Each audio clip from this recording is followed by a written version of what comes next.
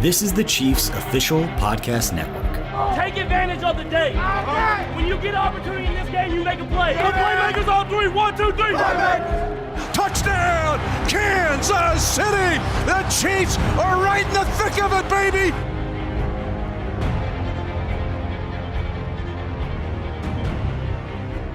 It's time for our holiday edition of Defending the Kingdom. Mitch Holthus with you, the voice of the Chiefs, along with the 10-year NFL veteran.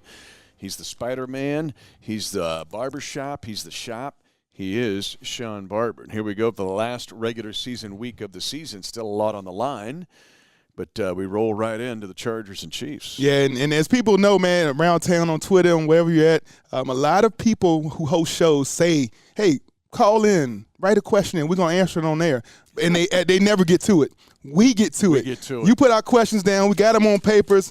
We got them here. We're going to answer your questions. You made your first ever appearance on the Chiefs Kingdom radio show earlier in the week, and we, a sellout crowd again, we said, give us your questions. We got some terrific questions.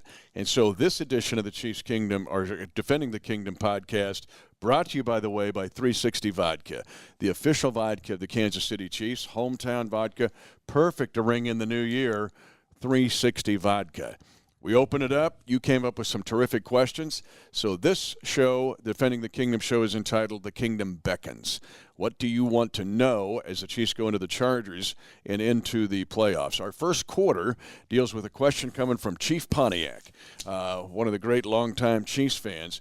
But he's talking about and asking about complementary defense. We talked about the resurgence of the NFL's best defense here over the past 5 weeks when you look at all the main metrics, third down, red zone, gold zone, and scoring defense. But how much has the offense played to the defense and the defense played to the offense? It's the old term, kind of a cliche, complementary football. But we've seen that happen here over the past 5 weeks because the offense is helping the defense. Yeah, we always hear the term saying sometimes the best offense is a great defense. And that term is something that shouldn't be looked over. As we go from last year to this year, Pat Mahomes' MVP season puts up phenomenal numbers.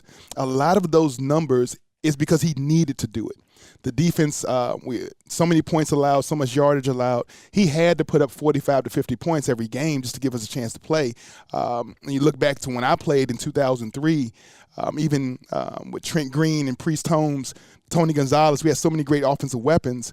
On the defensive side of the ball, our job was to get the ball back for the offense. No matter how we had to do it, blitz every time, trap defenses, junk defenses, and doing that, we gave up a lot of yardage, a lot of points, but we did, lead the lead in turnovers and sacks and those type of things to create opportunities for our offense to go score.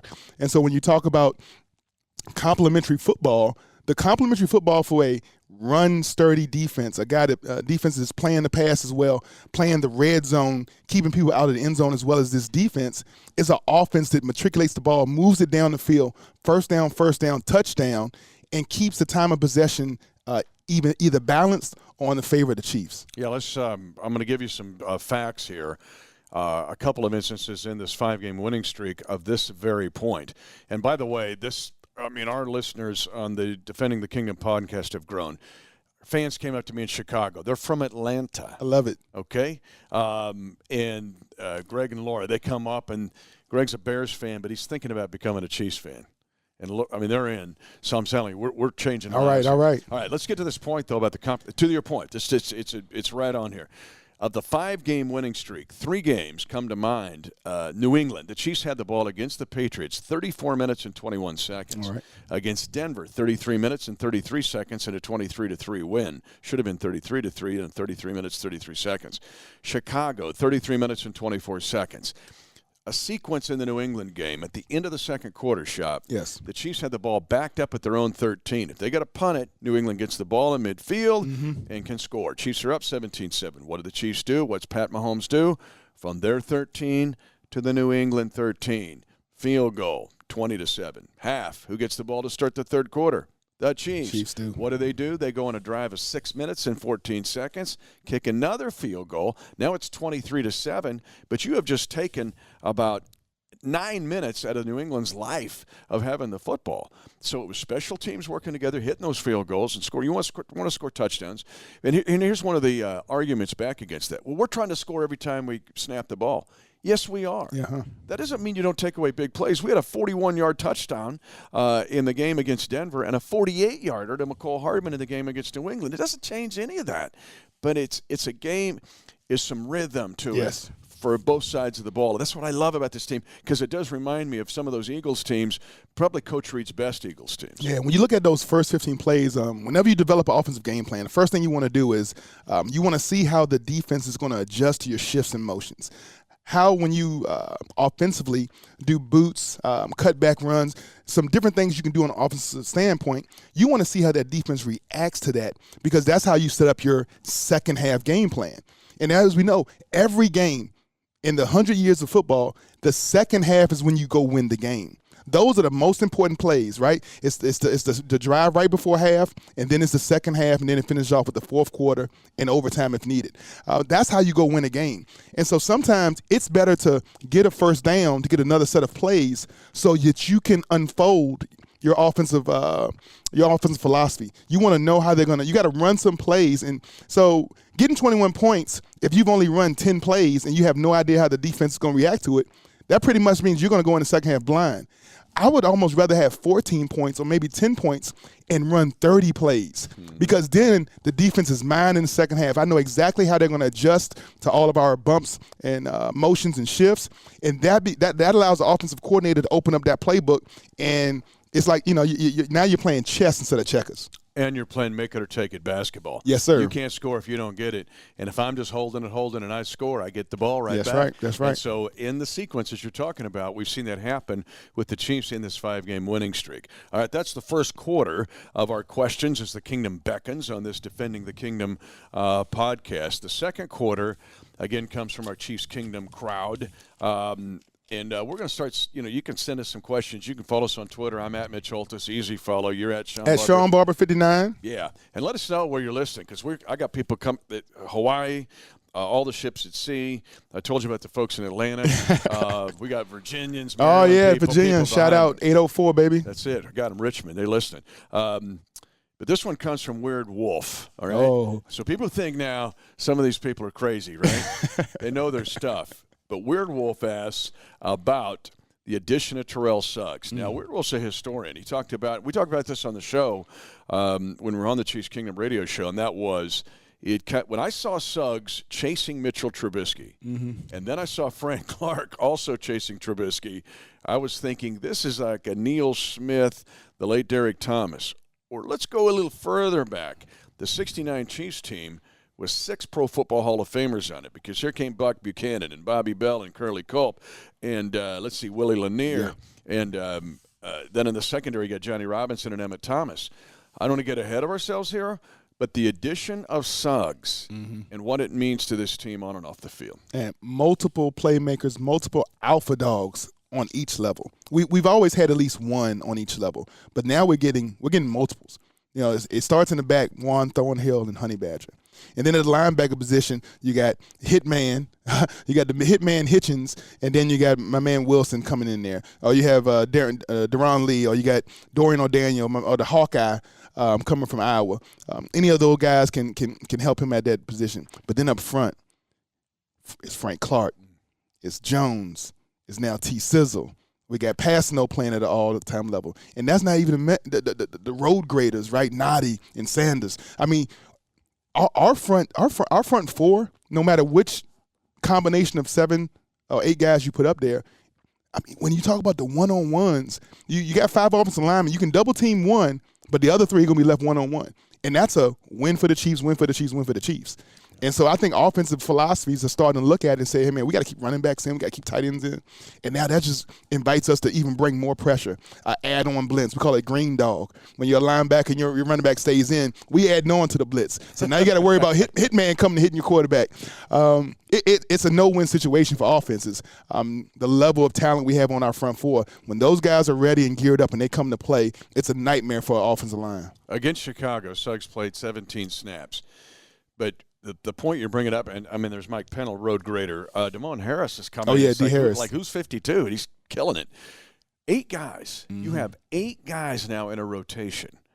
And on an NFL team, and again, it goes back, I don't want to talk about the 69 team, but they had a rotation of guys. It wasn't, you don't have to grind it out like a Dontari Post sometimes had to grind it out for like 60 snaps. Yeah.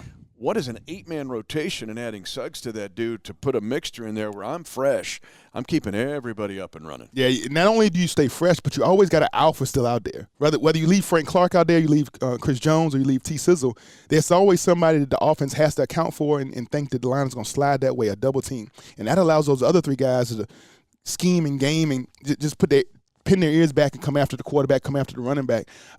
One of the most impressive plays from last game is Frank Clark hits the double team. He holds the corner, it's an outside run to the left, and we see T. Sizzle working his way down the line to hit the running back outside the numbers on the left side of the field. The way he folded and closed to the ball, that's not a man who's trying to like ease into the finish line. He's aggressively accelerating to that ball carrier and trying to make some noise. He's trying to bring that fire, right? When we talk about some T. Sizzle, he's putting a lot of sauce on it when he gets to the ball carrier. And not only there, but off the field, when we talk about in the locker room, his preparedness for the game, but then is the way he turns the switch to the next game. He handles that like a true professional, like a guy who's been to the top of the mountain. He's been to the Super Bowl. He's won it. And he's bringing that air of confidence so everybody else can, hey, this is the way we do things. We don't over celebrate. We don't pop bottles just because we won a game on the road. Man, we're looking for a bigger prize here. It's one prize, one vision, one goal, and that's in Miami. That's a Super Bowl. But some guys can talk, but if they don't play to back the talk, Yes. then the talk is hollow. You might as well just say nothing. But people have seen it now since he's been here. In just the short time T. Sizzle's been here, they see it. They see it in practice. They see it in the meeting room. Spags has talked about it. And this isn't Old Yeller. This is the dog that knows how to hunt that's bringing the bird going, where'd you find that bird? This is Cujo. No Old Yeller here. Yeah. It's Cujo. Okay. But, yeah, so it's. I just think it's a really big piece to put in there because even the guys that have been around a long time know Suggs has won it. He's won it all. Yes, He's right. navigated. He knows the tough path to get there. And this is just another stepping stone. You just jumped, and he's like, hey, stay focused on the Chargers now because we're going to get to momentum. And I'm going to get to that in a second. But I just think you've got it. But the impact that he has on the field and off the field is just a double dose of energy for this team. Definitely, man. And as a veteran myself, when I got to the end of my career, I realized there were some veterans that just, man, at a point in your career when you know you ain't got it no more, it's you're waiting to like slide in the home base. You're ready for the swan song. The fat lady's already sung. You're waiting just to get through the year. That is the guy who got here in Kansas City when you saw how excited he was to talk to Andy Reid to find out he was coming here to be able to play with Pat Mahomes and Tyrann Mathieu and be a part of this defense. The fact that Coach Spags already knew him. So it wasn't trying to just add a round peg to a square hole. No, this is a guy who can fit here. This is a guy, because of our injury, we had a place. We had a place at the table already ready for him. We just had to get somebody worthy to come sit here, and we got a guy with all that pedigree to sit at that open seat at that other end. I think the one guy overall in the whole team that was so happy to get him was Frank Clark. Okay. I think he was so excited to have a guy. That number 55 is there for a reason. Right, he got that 55 from T. Sizzle. He has admired and mentored and admired T. Sizzle his whole career, and to have a guy like that into your building, man, I don't know if there's a better finish to that story right there. Yeah, it's like getting concerts to your favorite entertainer. Now he's going to invite you backstage. Yes, that's what this is like. And this is the energy now that's going on here in the Chiefs Kingdom. We're at halftime of this edition of Defending the Kingdom, which is the Kingdom Beckons. We are taking your questions and dealing with them as going into this final regular season week against the Chargers and getting ready for the playoffs. Now, you know how these NFL halftimes work. Real life, they're 12 minutes. Ain't much time. This ain't a college halftime. On Defending the Kingdom, you get 1 second. You Defending the Kingdom veterans know how this goes. You get a lot of done. Here it is, halftime on the Defending the Kingdom. That's it. Now we go to the third quarter of Defending the Kingdom. And this question comes from one of the redheads. This is Rudy Matthews, one of the redheads that come to the show every week on the Chiefs Kingdom radio show. It's a really good one because they were asking about LaShawn Shady McCoy not playing against Chicago a couple of times this year. It's been load management, coach's decision. And so the question is here, what about that decision, and is that going to be the case? How often do you do it? What do you do with load management? What do you do with Darwin Thompson? And to me, it's been Andy Reid's kind of design and philosophy really over the last several years in Philly and for sure here in Kansas City, in the fact that sometimes it's opponent-specific. Sometimes it has to deal with the field. Sometimes it has to deal with the fact that you've got a lot of running backs in that room. And we saw Darwin Thompson come back – Williams come back in the game against Damian Williams, coming back in the game against Chicago with fresh legs. Yes, he did. And the Chiefs were backed up twice. I love it. 4 5. I talked about it on our postgame show on Chiefs Rewind. But his fresh legs brought that ball out. We see what Spencer Ware has done in adding to it. We mentioned Darwin Thompson. But then you just put McCoy in there in the mix, and it gives you a great problem to have if it's even a problem. Yeah, and I got to take my hats off to LaShawn McCoy because it takes a true veteran, a professional, to sacrifice his own playing time for the sake of the team. He sees the long-term goal. He sees the long-term process. He understands the reason behind it, and he's not so selfish to the fact that, well, you're taking away maybe 10 carries. You're taking away maybe 50 yards of offense, a potential score. This is a number-driven how am I going to prove my value in order to extend my own? No, all of that is left at the door. He's checked his ego at the door. When the coach says, hey, on game day, these are the guys we're going to make inactive, if your name's on the list, you got to trust the coach. There is no room for selfishness, no room for pride. It's been checked at the door. And the way Shady McCoy is going about his daily work, and Damian Williams did it before then, and then he returns fresh. And we talked about those 2 carries. Having the ball inside the 5-yard line. If it's second down and 10 and you're still hiking it from the inside the 5-yard line, it's got to be a run. You start thinking about how we're going to get enough room for our punter. But when you explode for 7 yards, explode for 12 yards, then the offensive playbook changes. Yeah. Now it's back to Andy on the attack. He's gone from being a defensive-minded, protect and see how we can just punt the ball to try to change the field, to now that one run, those 2 runs actually allows that playbook to open up. You're no longer backed up. Now we're back in attack mode, and it paid dividends all game long. Your key word here is trust. Yes, sir. And that's what this team, I think, right now is just flowing through this team. Because going back to our first quarter of complimentary football, the offense trusts the defense, and the defense trusts the offense. I'm not going to put you out there and show you up somehow. Mm-hmm. But in this instance with the running back room, and here's LaShawn McCoy. He also sees, hey, we're climbing this mountain, and at the top of that mountain is sweet nectar. He can taste a little bit of the nectar. He has not had that chance in his career. A little bit in Philly, but not like this. Mm-hmm. And he senses it. He knows it. But he also trusts Coach Reid. Shady's tickled to be here with Coach Reid. All these guys are. But in that running back room, they also trust each other. That's right.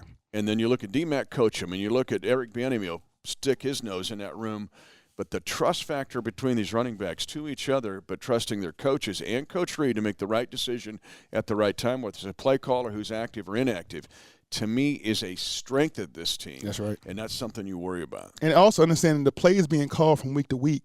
We always talk about how the passing game, how the offense goes from a Kelsey-heavy passing game to a Tyreek Hill to using those guys as decoys to open up a Sammy Watkins or a third receiver. Well, you can say the same thing about the running game. Certain guys are more effective in the screen game. Certain guys are more effective running in between the tackles, and certain guys are better in pass protection, as we saw from Spencer Ware 2 weeks ago when he laid out somebody for the Broncos in the snow before he went out for a pass. But those different skills and attributes where everybody has a little bit better thing that they do, when you're able to use that and sync all that up and use that in a chord, now you get to play some beautiful music. We talk about an orchestra, right? It's like everybody is seeing Andy, right? He's the conductor, and everybody's hitting the beat on time, and everybody knows they're part of it. And if he asks you to rest and don't play this for the next couple beats, the next couple sets, then you just rest and wait. You wait until your turn because you're going when it's time for you to come back, you're going to be fresh and ready to go.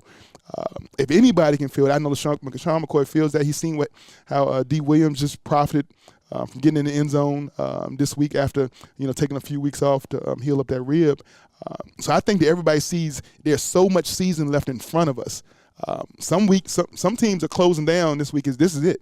They've already got the vacation. You and I both been there. They got the vacation plan set. There's nothing more miserable than non-meaningful December football. The rental car is ready and warmed up outside. They just ready for this game to be over with. That's not the case here. No. We have games. We got to create our future, and it's week in and week out. But these running backs in specific, you mentioned Spencer Ware. Okay, he can play the tuba, right? He can smash the dude before he goes out. But he can lay the tuba down and pick up the trombone. Oh, yeah. Let's go back to the Chicago game. I think, and rewatching the video, Kevin Pierre-Louis has him covered like a blanket. That's right. And Patrick Mahomes is flushed. He's being rushed. He's flushed to his right. Patrick Mahomes then velcros a ball right to the left ventricle of Spencer Ware, who caught that ball. Yes, People he did. forget Spencer Ware. He can move a pile. I love the fact that on 3rd and 1, he can move a pile. Yep. The cat, though, was still a center fielder at LSU. He can turn both shoulders and catch footballs. The second guy that comes to line here is Williams in that game because, he can play clarinet or he puts it down and picks up his trumpet. When he hit, because we talked about the mismatch against the linebacker, Kwiatkowski, once he hit it on that swing pass, it was over. That's right. We could see it way early in this song. But the fact that different guys can do different things is also something that's been by design. Brett Veach knows that, but Coach Reed uses it. Yeah, it's one thing to say we have a mismatch linebacker versus running back. It's another thing to make that thing pay off for dividends, like to be able to hold that wild card until you're within the 10-yard line. So instead of that just being a first down, it's a touchdown. Because you could have went to that, we could have went to that shift in motion against man anytime we wanted to on the field, but to have the confidence enough to save that until you want to make that payoff for a touchdown, that swing pass, rub route, you know that 44 is going to have him. Once the ball is in his hands, we already knew it was a touchdown. And you go back to talk about that Spencer Ware catch, man. I looked at that 2 or 3 times. That's a tough catch. That's a catch that a lot of wide receivers would struggle catching with the defensive guy's arm already in there, and he was able to, like you said, Velcro that with almost one hand and catch it. And then it wasn't catch it and go down. He also fought for more yardage. I think it ended up being like a 12-yard catch on a simple check down.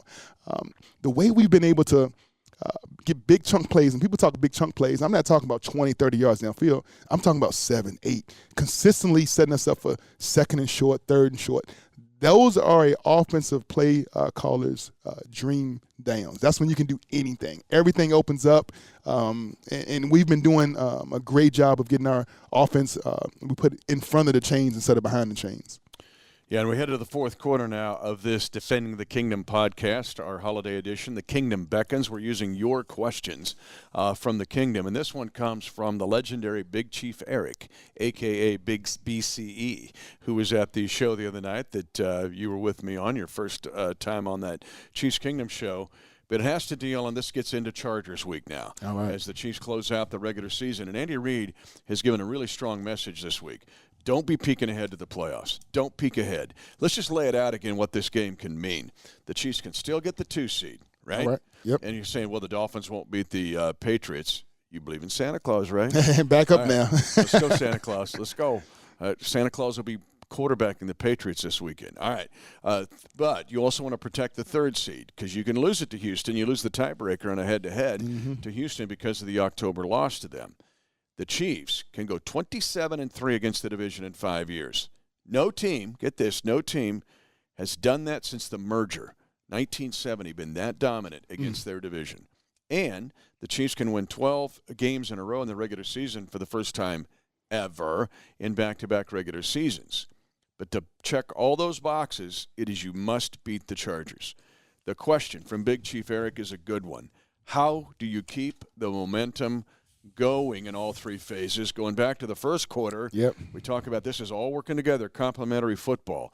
How do you keep the flamethrower hot? Man, it's late in the season. You've fought through training camp. You made adjustments. You made trades. You've done everything. That window's open. You made some free agent acquisitions. Now you have a team, and you want to know, in Week 17, how do you keep the flame hot? How do you keep everybody focused on what to do? Perseverance precedes to having character. Character precedes to having hope. This team has playoff hopes and dreams to keep alive, but they understand the process begins with the perseverance and the sacrifice that starts today. Each week going through that same process. That is why we've been so dominant against the AFC West. That is why we've been so dominant season in and season out, is because Andy Reid has a process that he goes through. And it's not always a product-orientated thing. You win some, you lose some. The scoreboard takes care of itself. But when you talk about preparing a guy, a mindset to go win, you got to have some guys that are hungry, that are pursuing perfection on a daily basis. We talk about the Honey Badger. When he got here, it was even when we lost some of those early games, he was saying, I like what I see back there. I like what the guys, I'm working with some guys, I really like the way they're working. And we just lost the game. But then we see him point to his head. Like, I'm smarter than this. I've been around too long to see guys abandon the game plan, abandon your fundamentals just to go win a ball game, just to get a win. But that causes confusion at the end of the year, because are we doing it the way we did in week 7 or week 6? Are we doing are we still making that same check or not? These guys have been doing it consistently, building, right? Consistently putting brick upon brick, like bricklayers, not taking any shortcuts to get to where we are now. Do you think that those veterans are going to let up for one instance based off of a scenario? Maybe we need to take it. No. These guys, they want that momentum flowing at an all-time high going into the playoffs, because they've been around too long to see how the Ravens, the Giants, how other teams have won Super Bowl, no matter what seat you are. If you're hot rolling into January, you're hot rolling into playoffs, that is what matters when it comes to playoff football. And to me, one of the answers to BC's question is stay aggressive. Yes, sir. Be aggressive in this game against the Chargers. Treat it like it is the game of the world, and flat get after these dudes. I mean, when you look at it, Chiefs offense against their defense, there's still Bosa going to another Pro Bowl. There's still Ingram. You look at the secondary, they get Darwin James back. Darwin James back, and, outstanding safety on this team. This is still a defense that's very, very representative. Kind of reminds me of Chicago's defense. This is a good defense. Stay aggressive. Attack these dudes and get after them, but go back to, complementary football. The biggest thing about Patrick Mahomes to me this year is he has learned. Are you going to give me this? I'll take that. I'll take that too, and I'll take this. And then I'll get the bid. Oh, here's Hardman for 48 or 83, or I'll find Tyreek Hill for 41, and I'll get third. I'll overcome 3rd and 17 or 2nd and 28. I think Patrick Mahomes has grown by leaps and bounds this year. Yeah, his ability to keep his vision down the field and to communicate what he sees with Coach Andy Reid has left it, like you said, just because there's a guy running down the sideline free. We don't even need to take every shot deep just because the defense gives it to us. It's almost at a point where him and Coach Andy, I'm talking about Pat and Coach Andy on the same accord, where there are certain things they want to see. They want to warm up into this thing because they know that in the second half, that's when your money counts. That's when those plays really count. That's when you go after the jugular of a team. And so it's just setting things up. You're setting up plays for complementary plays later on in the game. And so sometimes we just take a first down and take a short shot. And you look at Pat, he still got his eyes downfield because I recognize that opened up later on. Or I recognize how that double moves opened up later on. So when I want to go back to it, I can.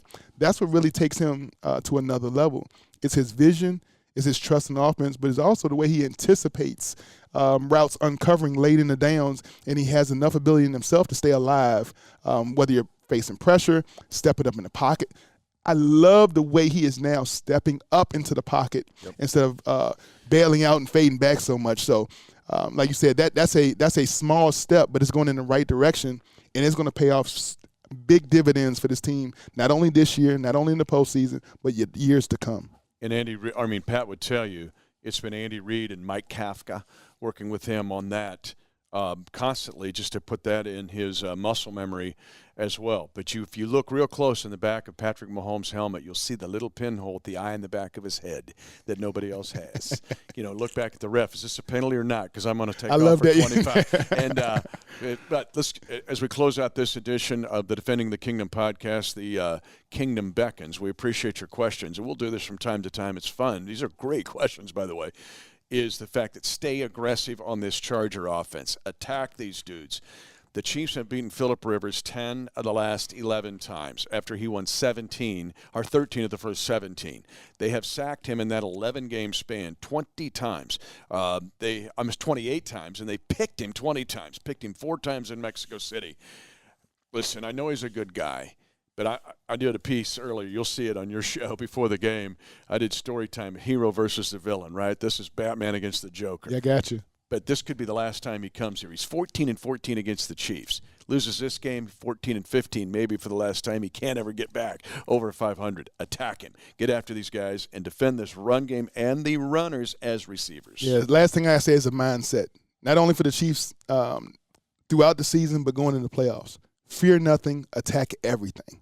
Violent football wins. Violent football creates pressure. We create the pressure. We dictate what we want to do. This is Chiefs Kingdom. We're going to bring that playoff win. We're going to play out. We're going to bring that type of fire to every game. And that's 2 of the 4 postulates of Andy Reid. The others, eliminate distractions and create energy. Create energy. Do that at Arrowhead Stadium if you're going to be at the game. So many people have been connected with our podcast. We appreciate all of you. We wish you a happy New Year, by the way. And the best way to bring in the New Year is a Chiefs victory. Is also 360 Vodka, who's the sponsor of our podcast network, homegrown here in Kansas City, the official vodka of the Kansas City Chiefs. Here we go, Barbershop, the Kingdom Beckons. You ask, we answer. Let's go, Barbershop. Let's do it. All right. He's the Barbershop. Shawn Barber, I'm Mitch Holthus, the voice of the Chiefs. Happy New Year. We'll see you at Arrowhead.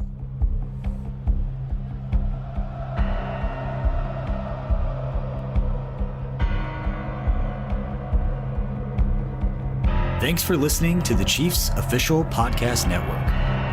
10-5, touchdown! Lock it down! And the celebration begins at Arrowhead.